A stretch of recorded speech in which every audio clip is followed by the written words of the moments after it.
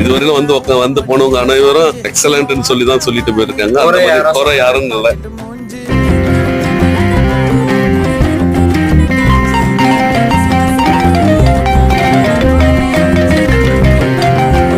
இப்போ நம்ம ஹாலை பொறுத்த வரைக்கும் கண்டினியூட்டி கஸ்டமர்ஸ் தான் அதிகம்.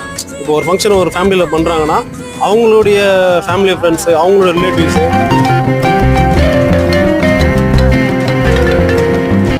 கம்மியான பிரைஸ்ல தான் நாங்கள் இப்போ வந்துட்டு கொடுத்துட்டு இருக்கோம். ஆஃபர்ல போயிட்டு இருக்கு. ஓகே, எதுனாலுமே வந்து நீங்க என்ன சொல்ற, என்னடி சொல்ற?